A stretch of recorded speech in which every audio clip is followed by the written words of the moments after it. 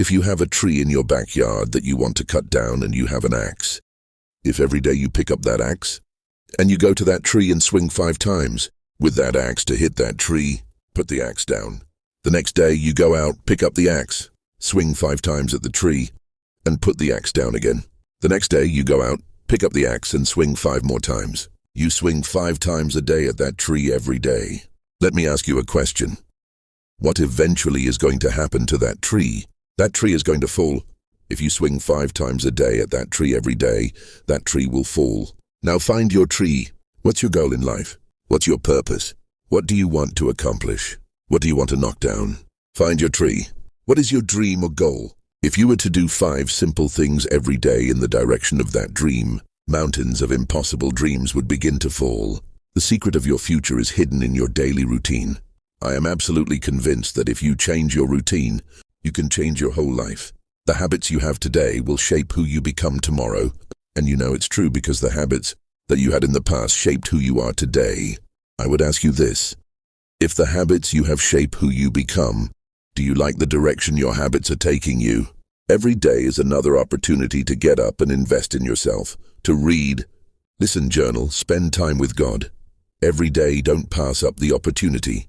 The choices you make every day, that is what you are in the mirror today. If you don't like it or could be better, it's on your terms how that works. No one else can motivate you to make those hard steps for change. It's got to be you.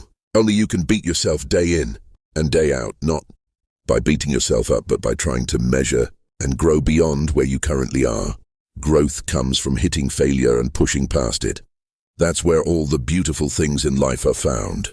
This lesson in life is congruent with everything. One of my favorite quotes is, "Winners do consistently what losers do occasionally." I frame this in my mind. When those hard days come, good, that's awesome. Why do I love that? Because I have stamina. I'm in this for decades. Most people aren't. When it gets hard and friction comes, they quit. Life's competitive. I don't quit. I have a vision in my head of where I'm going. I think long-term and have stamina to keep going. The challenges we face prepare us for greater things ahead. We want to get to the top without crawling through difficulties at the bottom. But those difficulties make us strong enough to stay there when we reach the top. Whatever we've got to do is worth it. When I look into the faces of my children, I could not tell them they can do anything they want while they watch me do nothing. People often ask what I do for a living. That's a really lame question. A more valuable question is, what do you do while you're living? Most people do something for a living, but do nothing while they're living. We should put as much time and attention into our dreams as we do our fears. So many people think all day long about what they're scared of, putting all their energy into the possibility of failure, when they should focus on winning something or achieving their goals instead of worrying about losing something or maintaining what they have. We either give birth to our fear or blaze the path of our dreams. You're either living your dreams or living your fears, one or the other. And which one are you giving the most time to? One reason people don't change their lives is because they don't think they can. All of us have had people in our lives tell us at some point that we are not enough, not tall enough, not short enough, not pretty enough, not smart enough. You are not enough. We've all heard it because that has never been the message God has given us. In fact, you are enough for the assignment for which He created you. That's all that matters.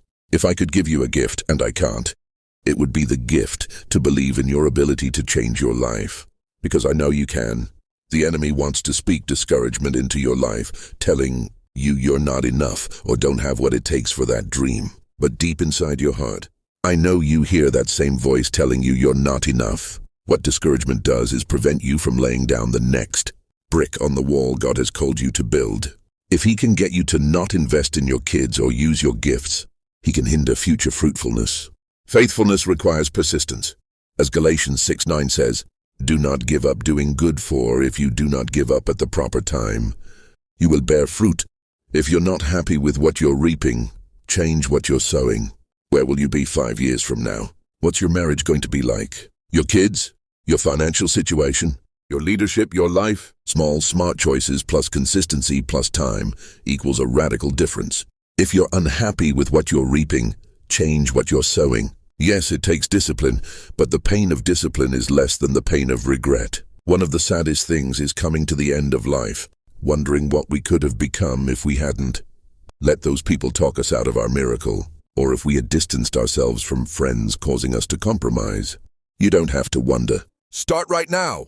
It's not too late to become all God created you to be. The question is, how bad do you want it? This revised text maintains the original message while removing any references to timestamps or timing details.